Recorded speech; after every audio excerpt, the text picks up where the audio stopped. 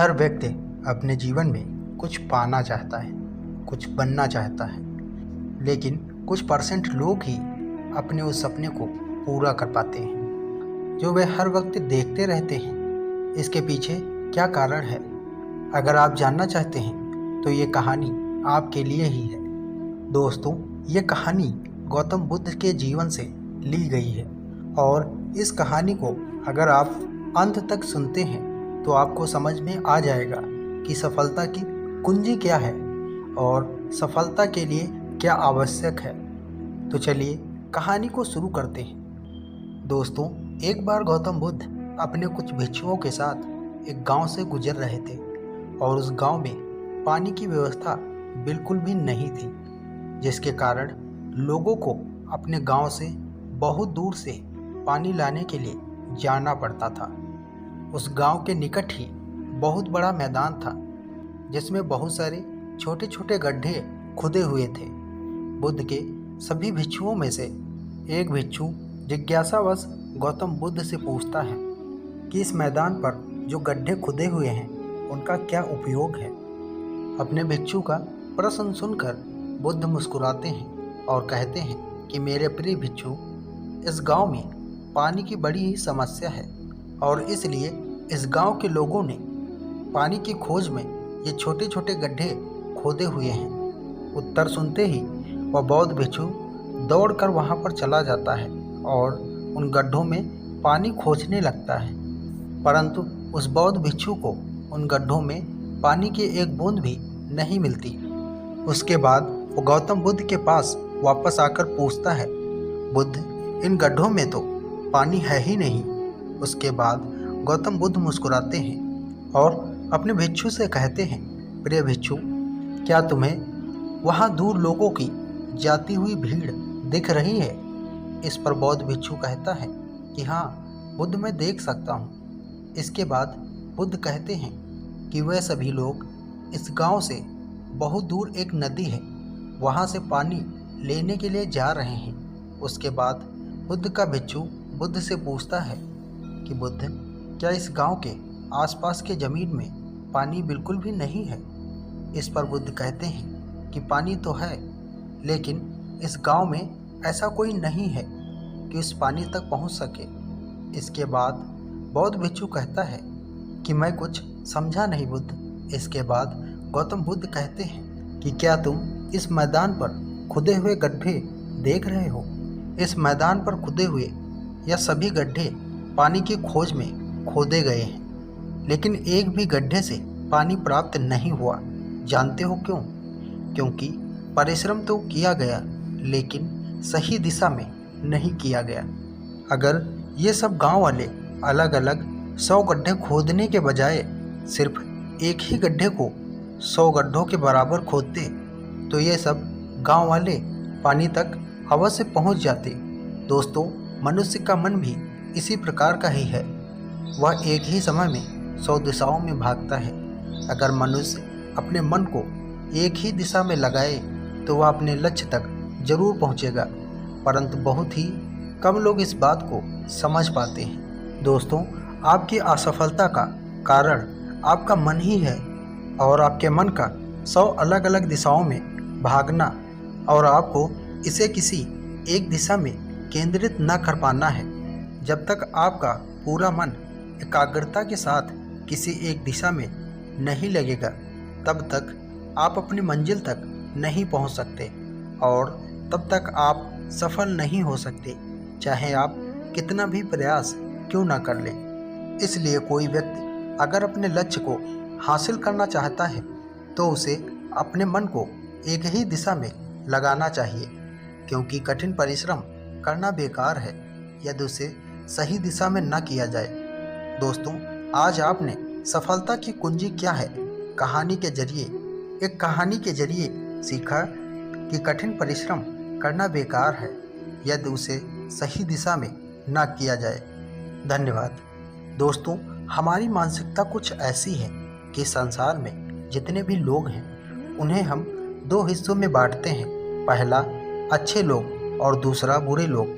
पर हम कभी भी यह प्रश्न अपने आप से नहीं पूछते कि कोई व्यक्ति अच्छा या बुरा क्यों बन जाता है, क्योंकि आवश्यक सवाल यह नहीं है कि हम अच्छे कैसे बने, बल्कि आवश्यक सवाल यह है कि हम इतने बुरे क्यों बन गए हैं और हम बुरे काम क्यों करते हैं। दोस्तों, अगर आप भी इन प्रश्नों के उत्तर आसान भाषा में जानना चाहते हैं तो आज की कहानी आपके लिए है। दोस्तों, इस कहानी को अंत तक जरूर सुने। तो चलिए कहानी की शुरुआत करते हैं। एक नगर में एक बहुत ही बड़ा शातिर चोर रहा करता था और उस चोर के बारे में जानते तो सब थे, पर आज तक उसे कोई पकड़ नहीं पाया था। उस चोर ने अपना पूरा जीवन चोरी करने में लगा दिया था। उसके पूरे नगर में और उसके आसपास के इलाकों में भी उसकी बराबरी का कोई चोर ना था। दोस्तों, उस चोर का एक बेटा भी था जिसे वह अपनी तरह एक शातिर चोर बनाना चाहता था। वह शातिर चोर अपने बेटे को हमेशा एक ही बात सिखाता रहता था कि बेटा, कभी भी किसी साधु सन्यासी का उपदेश मत सुनना। अगर कोई तुमसे कुछ कहने भी लगे तो अपने कान बंद कर लेना और वहाँ से भाग जाना। उस चोर का बेटा उसकी इस बात को बचपन से ही सुनता आ रहा था, जिसके कारण उसके मन में यह बात बैठ गई थी, क्योंकि उस लड़के का पूरा ध्यान चोरी करने पर ही था। इसलिए वह भी अपने पिता की तरह एक शातिर चोर बन जाता है। हमारा ध्यान जिस भी चीज़ पर ज़्यादा होता है, हम उस चीज़ में माहिर हो जाते हैं। एक दिन वह चोर सोचता है कि छोटी मोटी चोरियां तो बहुत कर ली, क्यों ना आज राजा के महल में ही डाका डालूं। राजा के महल में चोरी करने के उद्देश्य से वह चोर महल की ओर चल पड़ता है। उस मार्ग में उसे कुछ लोगों की भीड़ नजर आती है। वो उस भीड़ को देखकर रुकता है और यह देखता है कि वो लोग क्या कर रहे हैं। जब वो चोर भीड़ के करीब जाता है तो वो देखता है कि सभी लोग एक एक करके एक सन्यासी के चरणों में गिरकर उनका आशीर्वाद ले रहे हैं। वो सन्यासी और कोई नहीं बल्कि गौतम बुद्ध थे। वो चोर बुद्ध को देखकर उनकी तरफ आकर्षित हो जाता है, क्योंकि उसने भी पहली बार इतने तेजस्वी व्यक्ति को देखा हुआ था। अचानक उसे अपने पिता की बात याद आ जाती है कि साधु सन्यासियों से दूर रहना चाहिए। एक बार वो सोचता है कि वो वहाँ से चला जाए, लेकिन फिर उसके मन में एक प्रश्न उठता है कि पिताजी ऐसा क्यों कहते थे। इस प्रश्न का उत्तर जानने के लिए वो चोर सभी लोगों के साथ बैठ जाता है और गौतम बुद्ध का उपदेश सुनने लग जाता है। बुद्ध उस उपदेश में झूठ बोलने की व्यर्थता और विश्वासघात के बारे में बताते हैं। उपदेश समाप्त होने के बाद वहाँ बैठे सभी लोग अपने अपने घर चले जाते हैं और वो चोर भी चोरी करने के लिए महल की ओर चल पड़ता है। रास्ते में चलते हुए चोर अपने मन में सोचता है कि क्यों ना आज उपदेश में कही हुई बातों को मानकर ही देख लिया जाए। उसके बाद वो चोर महल की दीवार पर से कूदकर जाने की बजाय वो महल के द्वार से ही अंदर प्रवेश करने लगा। ऐसा करते देख महल का द्वारपाल उसे रोकता है और उससे पूछता है कि कौन हो भाई और कहाँ जा रहे हो। वो चोर द्वारपाल से कहता है कि मैं एक चोर हूँ और अंदर चोरी करने के लिए जा रहा हूँ। उस चोर की बात सुनकर द्वारपाल सोचता है कि कोई महल का नया नौकर होगा और मुझसे मजाक कर रहा है। वैसे भी कोई चोर अपने आप को कभी चोर नहीं बताता और वो द्वारपाल उस चोर को महल के अंदर जाने के लिए प्रवेश करने देता है। महल में प्रवेश करने के बाद चोर उस तिजोरी तक पहुंच जाता है जहां पर खजाना रखा हुआ था। वो चोर उस तिजोरी को तोड़कर बहुत सारा धन अपनी पोटली में भर लेता है और जैसे ही धन लेकर वो चोर वहां से जाने लगता है तो उसे रसोई नजर आ जाती है। महल के सभी लोग सो रहे थे, इसलिए रसोई में उस समय कोई भी नहीं था और उस चोर को भी बहुत ज़ोर से भूख लगी हुई थी। इसलिए वो चोर रसोई में जाता है और पेट भर के खाना खाता है। भोजन करके वो चोर वहाँ से जाने लगता है। तभी अचानक उसे बुद्ध की दूसरी बात याद आ जाती है कि जिनका हमने नमक खाया है, हमें कभी भी उनके साथ विश्वासघात नहीं करना चाहिए।